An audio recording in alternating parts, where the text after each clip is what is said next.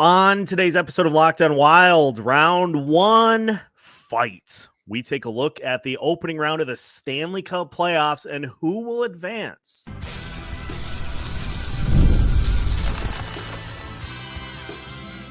You're Locked On Wild, your daily podcast on the Minnesota Wild, part of the Locked On Podcast Network, your team every day.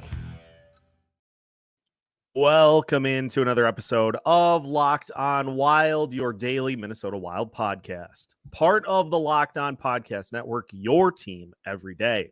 Thank you as always for making Locked On Wild your first listen each and every day. Make sure you subscribe on YouTube and your favorite podcast platform so you don't miss out on any new episodes throughout the week. Today's episode is brought to you by Monopoly Go. I will admit, I do have a competitive side, and it is a big fan of Monopoly Go, the mobile hit twist on classic Monopoly. So join your friends and download Monopoly Go, now free on the App Store or Google Play. On today's episode of Locked On Wild, Jonny Lazarus joins us to take a look at round one of the Stanley Cup Playoffs. We'll see who advances and which teams have the best chance to do some real damage. My name is Seth Topol, your daily Minnesota Wild insider. Jonny, I am glad to have you back on here to talk some round one. We get a full day on Sunday, literally from noon to whenever people go to bed of playoff games, couple games on Saturday. Playoff hockey is here, and I, for one, even though the Wild aren't in it, I could not be more excited to get things rolling. How's it going, man? It's going better for me than it is for you. That's for sure. I got some playoff hockey to actually attend and to enjoy. And that's not I love the people of Minnesota, so I don't want to take a dig at the Minnesota Wild fans. But, man, what an unfortunate year for you guys. Yeah. And I will say, and I think I've said it on this show before, but Minnesota sports fans deserve so much better. You know, I feel like a lot of people always talk about, like, which city has the worst luck with fandom. And I don't think Minnesota has had one winner since I've been alive. No, the last one. Let me just start off on a dark note here, but like I feel for you guys, you know. And I actually will say, you know, someone who's a big Minnesota sports fan is Johnny Brodzinski, and he's been one of my favorite guys to talk to on the Rangers. And you know, we've had a lot of back and forth about the Timberwolves and everything. He's a big Anthony Edwards guy, so you know, maybe there's some hope with the T-Wolves, but I mean, that's all you guys really got right now. That is exactly all that we have. And, you know, you're not wrong. 91 was the last time the Minnesota Twins won the World Series. And that's the last championship ever. It has been a desert for playoff success. So maybe next year we'll have to see. But, you know, I'm excited to kind of dive in. That should be a tagline. Minnesota, maybe next year. I'm pretty sure somebody put that on a shirt somewhere. Yeah, okay. It is not. It should be. But to flip it, to go just killed your whole mood. Yeah, to go from having my heart ripped out to then some congratulations on your end. Your New York Rangers took home the President's Trophy this year. So why don't we start with Rangers Capitals? Because the Rangers, number one seed in the East. They go up against the plucky Capitals with Alex Ovechkin, a team that looked like they were dead and buried early on in the season, and they fought their way back. Local boy Charlie Lindgren, Minnesota's own, able to lead the Caps into the postseason. So what do you think about that matchup for round one against the Rangers? And do you think we see Washington give them a little bit more of a fight? I mean, you know, I'm not going to sit here and say I'm not going to give the Capitals a chance. Like, you know, it's hard to say, I guess, how you really feel internally in this situation because you don't want it to bite you in the ass. You know, I think last year everyone was like, the Panthers don't stand a chance, right? And they heard that noise. And I do think I don't think the Capitals will win this series by any means. Like, I really don't. But it's not like I think the Rangers are going to steamroll them. Yeah. So, you know, I said it's Rangers in 5, and I stand by that. But I've also been a Ranger fan long enough to know that they'll extend a series almost 9 times out of 10. So, I think the last time the Rangers have closed out a series in 5 or less was like 2015 against the Penguins. Every other time it goes 6, it goes 7. And I've talked to a bunch of guys. Like, I think Delzato was the last person I talked to about this in 2012. And like that Ottawa series, the first round, they should have won that in 5. That goes 7. The Capital series, they could have closed that out in like 5 or 6. That goes 7. By the time they played the Devils in the conference final, they ran out of juice, in game 6. But listen, that's just part of the playoffs, right? So I think Charlie Lindgren does steal one game. And I fear that, with the whistles being put away in the playoffs, maybe those 5-on-5 struggles that the Rangers have will come to the forefront a little bit more nationally. People are trying to figure them out a little bit and have their questions as to how they're so good or why they're so good. And I think a lot of that is because of the success of their power play. It's gotten them in. It's kept them in a lot of games. You look back to that Stadium Series game, the Islanders gifted them power plays in the third period, and they score on 2 of them, and that's how they came back and won that game. And it's happened a lot. So, that's like my one concern. Sure. But other than that, the Rangers are the better team top to bottom. Yeah, it is a situation here where you just line things up across the board, and I'm with you. I think the Rangers end up finding a way and find a way makes it seem like they're going to like have to fight and claw to win this series, but they do win it. I think the Rangers do win it. I'm right with you that I think the Capitals are able to get maybe one just to extend it. So I think we're in unison, Rangers, and we're going to award points for this based on which team we pick and the length of the series. So we're on the same road, I think, for both here. Rangers in 6 or less, I think, is where we're both tracking. So we're going 6, 7 or less. That's how we're doing it. Yeah. Okay. Yeah. So I'm in 6 or less for sure. Okay. So it's just either 7 or it's gonna either go to 7 or it's Okay. I didn't want to sometimes having to correctly pick like exactly how many games a series goes is, I don't know. I think it's all good fun. I like seeing how wrong I can be. Well, if I'm saying Rangers in 5, exactly 5. Rangers in 5. Okay. I'll match. I'm not you afraid, there. Seth. You know me. Let's do it. I'll match you there. We'll say 5. We'll say 5 for the Rangers to get us started. Maybe the most exciting series of the East. Feel free to correct me on that if I'm wrong. Boston, Toronto, the Bruins and the Maple Leafs. This is going to be a fight. This is going to be a slugfest between these two teams. Johnny, how do you see things playing out between Boston and Toronto? Might be the most exciting for you, but those first period unders in Carolina Islanders is most exciting for me. That's for sure. Boston and Toronto is interesting. And yes, objectively, that's probably the most exciting one. Although Tampa, Florida will give it a run for its money too. But this series, I've picked Toronto, and who was I talking to today? I forgot who I was on the phone with, but I think maybe my buddy Steve.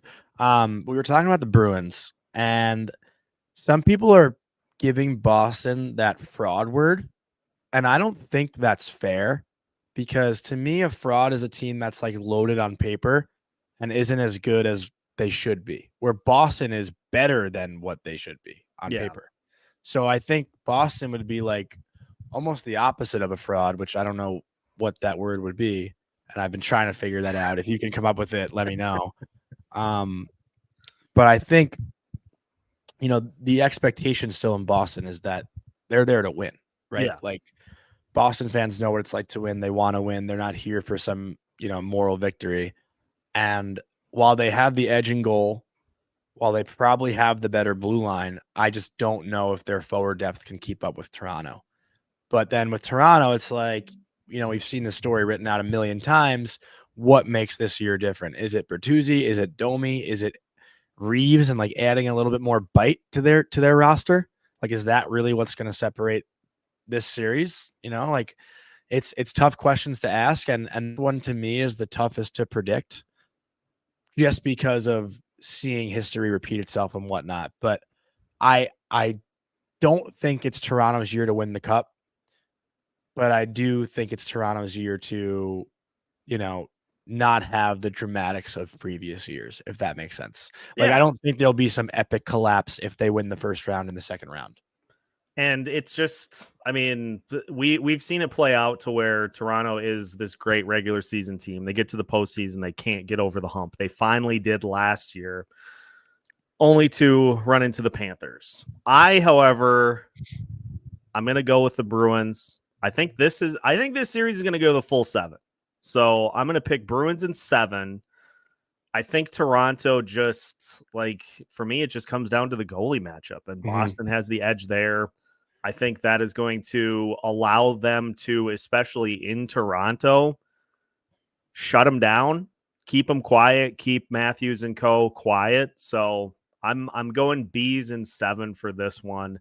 At least going with the team that is the polar opposite of Minnesota from a success standpoint. Boston has as much success as the Wild have had, and Minnesota has had failures. Just the perfect balance point. So I'm going with Boston in 7. I'm saying Leafs in 6. Okay. I like it. Today's episode of Locked on Wild is also brought to you by Monopoly Go. Folks, we've all been there, either as a fan or a player. It's halftime and the scoreboard is not looking great. You're feeling low, not sure your team can pull out a win. But that's when you got to dig deep. You got to lift your heads up, say to yourself, time to get back in the game, pull off some bank heists, and take as much of my friends' money as I possibly can.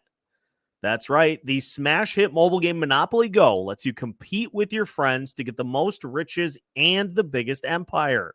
It's the Monopoly you love, but on your phone anytime with tons of new twists, including leaderboards to compare your progress to your buddies.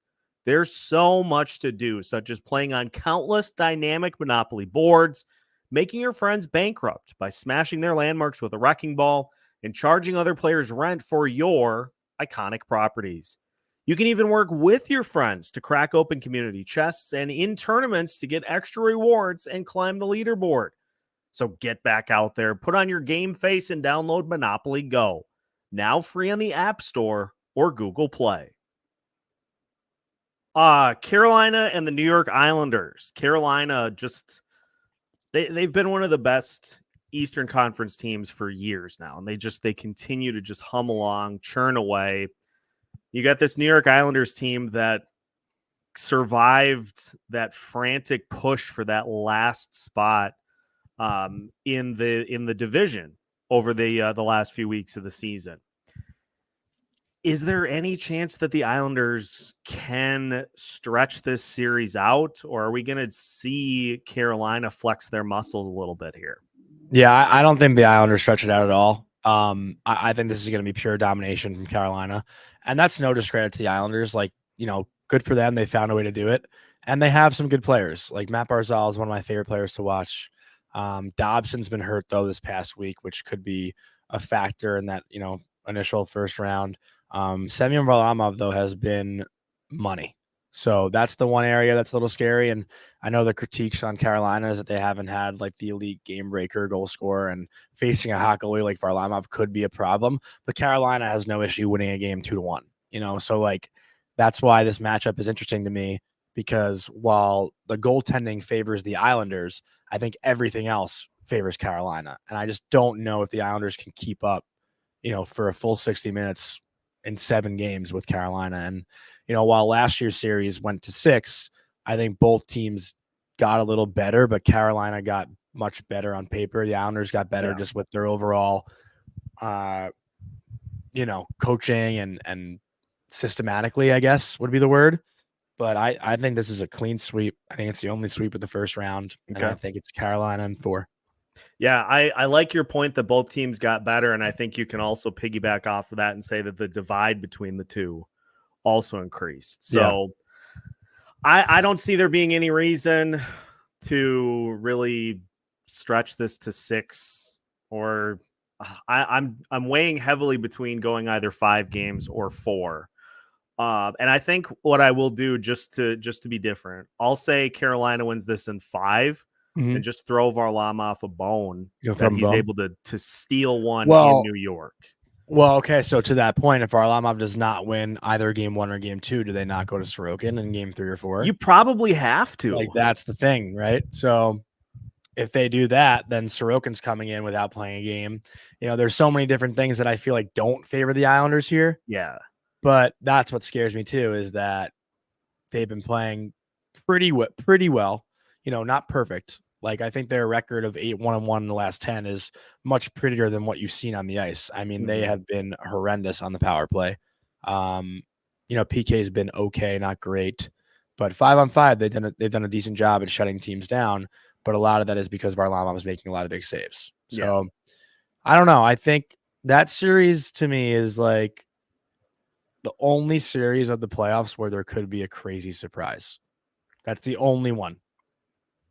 Yeah, it'll be interesting to see how it plays out. I do get the sense that, you know, Carolina is just waiting for that first sense of panic from the Islanders of like, okay, first 2 games didn't go well. Let's try to change something out. Then they kind of sense that blood in the water, but we'll wait and see. Final one in the East, Florida and Tampa Bay.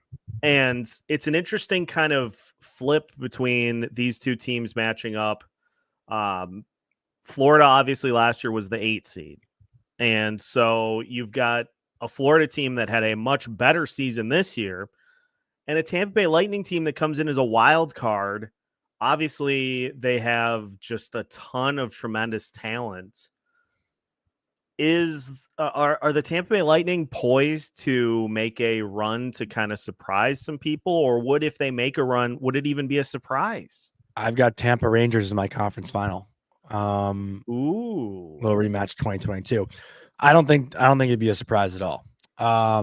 And you know, I think Tampa outside of actually no, I think Tampa in the East is the one team that scares me against the Rangers, to be honest. You know, I would just so hard to sleep on Tampa. I mean, Braden Point's around a 50-goal scorer, Stamkos 40-goal scorer, Kucherov MVP year, Hedman almost around a point a game, Duclair gets traded at the deadline almost at a point a game, Andrei Vasilevsky, one of the best goalies in the world.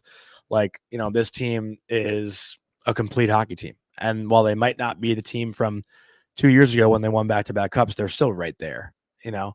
So, you know, and that's and not to discredit Florida, I think Tampa has the edge in goal here, although Bobrovsky has shown when he stands on his head, he can take a team as far as they want to go. Florida does have the better blue line. I think they're deeper and stronger, but Ekblad is hurt right now, and I don't know if he's coming back or not. And Ekman Larsson's hurt as well. Obviously, Sergachev on the Tampa side is injured as well. But, yeah, I mean, I think Tampa's power play will be the difference in this because Florida's power play outside of Reinhart, like if they just shut Reinhart down, yeah, you know, who knows what happens with that power play. But Tampa's power play has been so hot. Their PK has been good. The special teams is definitely favoring Tampa Bay, and I think that might be the difference maker in this series. So I have Tampa in 7 in this one. This is the series I have gone 7. I like that. Kucherov, 100 assists, just insane. You don't do that by accident. So I'm gonna take Tampa Bay in this one. I'll say 6. I feel like this one has to go 7. Yeah, this series is almost too good to not go the distance and watch both teams kind of counter what the other is doing. So I'll stick with 6 just to try to. I like to just try to vary it up. I'll leave you the 7 games for that one. Yeah, I think I had 4, 5, 6, and 7 in the. Let's go. Series. Yeah. We're going to talk about the Western Conference playoffs here as we continue today's episode of Locked On Wilds after this. Today's episode of Locked On Wild is brought to you by Policygenius. Folks, navigating the life insurance market and picking what is best for your family is a daunting task for even people that know what they're looking for. Thankfully, Policygenius is here to help make the process simpler. Policygenius helps you compare your options from top companies, and their team of licensed experts is on hand to help talk you through it. Your work life insurance policy may not offer enough protection for your family's needs. Even worse, it may not come with you if you leave your job. Policygenius gives you unbiased advice from a licensed expert support team. Check life insurance off your to-do list in no time with Policygenius. Head to policygenius.com/LockedOnNHL or click the link in the description to get your free life insurance quotes and see how much you could save. That's policygenius.com/LockedOnNHL. Policygenius.com/LockedOnNHL. Welcome back to today's episode of Locked On Wild. Once again, we thank you for making Locked On Wild your first listen each and every day.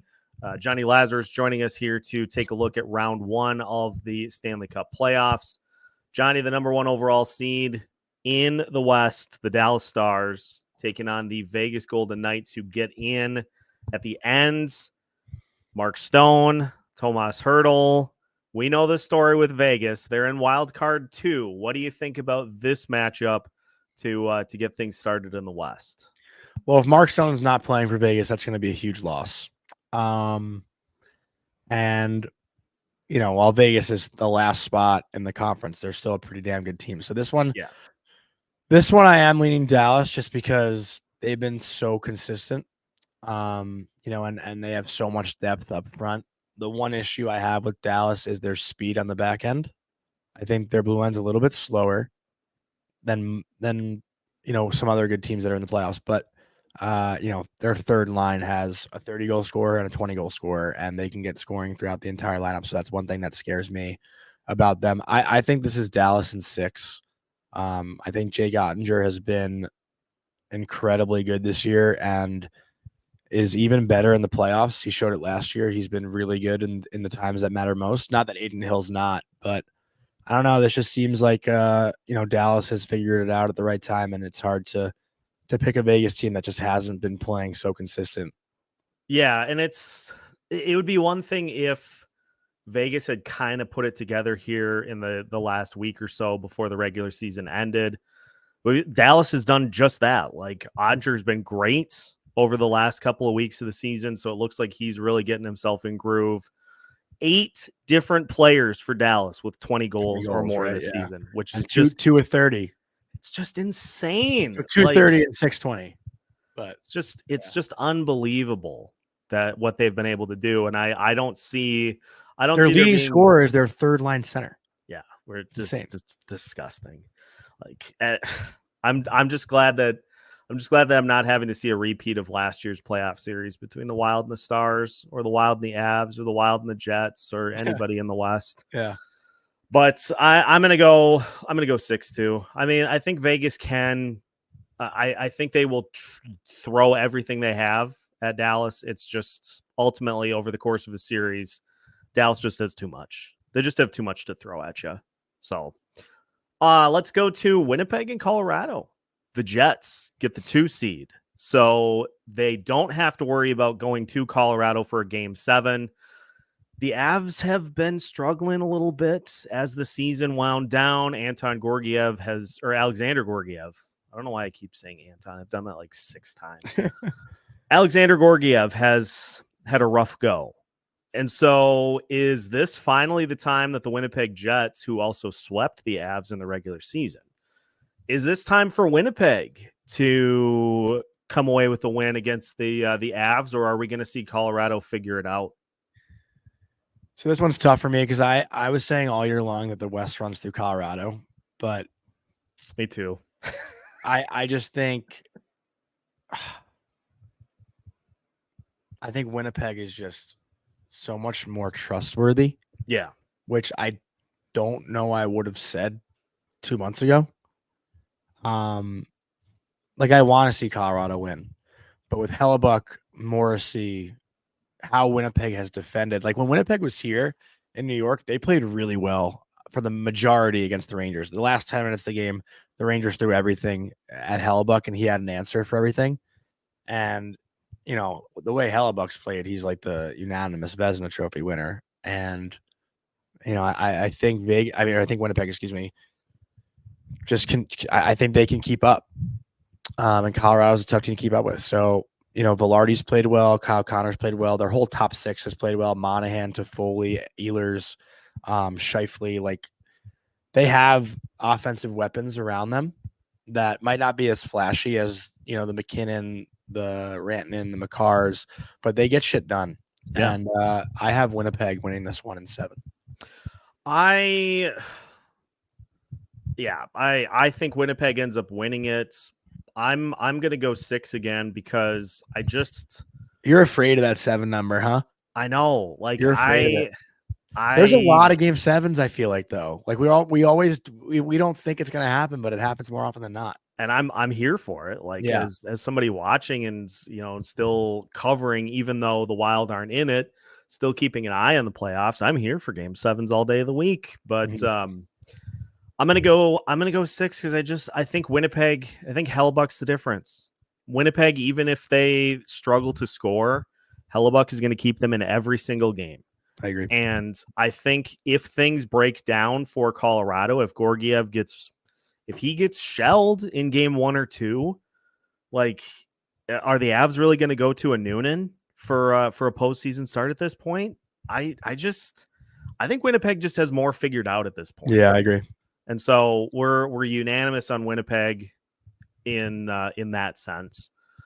Let's go to Edmonton and the Kings for the 3rd straight season. We get Edmonton and Los Angeles. It's Connor McDavid. It's Leon Draisaitl. It's a Kings team that got to the postseason despite having just a hilariously bad stretch of hockey during the regular season.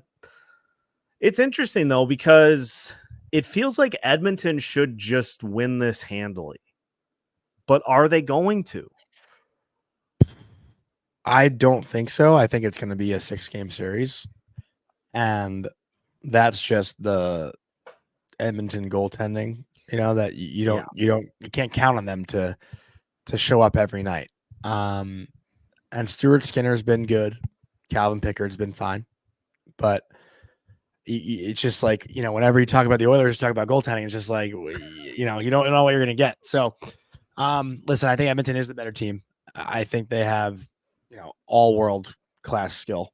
And I actually think the Oilers do get to the Cup final this year. I don't know if they win it, but something about McDavid and Draisaitl and like knowing that this is probably like the make or break playoff for them, I think it adds a little bit more. So I have Edmonton in 6 here, and I just have no faith in LA and their goaltending and just everything that's gone around them this year. You can't put any faith in them. I'm going Kings in 7. Yeah, that's the one where you're going 7, huh? That's the one. I just like, you don't have any faith in Edmonton? I have faith in Edmonton to score. I don't necessarily have faith in them to defend or stop the Kings. Mm-hmm. Like, the Kings are not this juggernaut team. I feel like at the start. I feel like this is kind of one of those series where both teams beat up on each other, and I just, for whatever reason, I feel like the Kings are going to find a way to rise above here, and it just leads to a full offseason of Edmonton questions, leads to me willing Leon Draisaitl to Minnesota, which is absolutely not going to happen. But Johnny, we need help. It's never going to happen, pal. But I just, for whatever reason, I look at this series and I think Edmonton should be able to win this, but then Edmonton in the postseason has been anything but a sure thing. So I'm gonna take that gut feeling and I'm gonna ride with it. Yeah, it's whatever you feel, go your gut. However you are willing to lose. These never like there's never a right or wrong. It's always like you never know what you're gonna get. Yeah, you never know what you're gonna get. It's like filling out an NCAA tournament bracket. You put teams down. You're like, this is probably not. Well, the West, right. especially though, I feel like. Yeah, they're just. I feel like when you break it down, the majority of people in the East would agree on like 3 out of the 4. Mm-hmm. But in the West, anyone can give any different answer, and there's no like right or wrong answer. I feel like. Yeah, it literally is the wild, wild West. Mm-hmm. And there may not be a more wild team. Love when a segue works out perfect. There may not be a more wild team in the West than the Nashville Predators, who were out of it until Barry Trotz said, no, you guys are not going to see U2.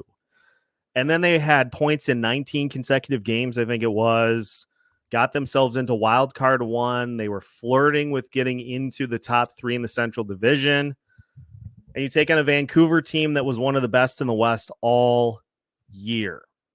Does Nashville roll with the momentum and steal a big win here in round 1? Or are we going to see Vancouver exercise some of their previous postseason demons? Yeah, this one to me is like the biggest crapshoot. Like I think this one's going 7 and it could go either way.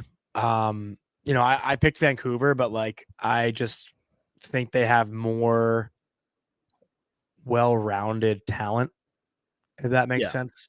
But like Roman Yossi's been up there for the Norris. Like his second half of the season was phenomenal. Demko's been hurt for a bit. I think he is back though, so that might be a concern. But I do think that Vancouver has more talent offensively, and I think they're a little bit faster north-south. So that's why I think the Canucks have a little bit of an edge. But this one, to me, it's like this one could go either way. This is so 50-50. Yeah, I coin flipped for this one, if I'm being honest. I'm taking Nashville. It comes strictly down to the fact, do I trust UC Saros or do I trust Thatcher Demko more? And I trust Saros more to get them a win when they need it. Mm-hmm. Will it happen? We'll see. But I'm going to go Nashville in 7 just because I just want to ride the chaos. Yeah. I would love to see a playoff game in Nashville. That'd be cool. But yeah, I don't really have like a, crazy opinion about this series. It's this one to me is like, this is going to be fun. And either team that comes out of it, I'm cool with. Yeah, I agree fully. One final one for you, Johnny, before we let you go. Is there one player? You got to pick one. Is there one player in this postseason that can will their team single-handedly to the Stanley Cup final? That's a huge question on the spot, but I'm going to make you pick one.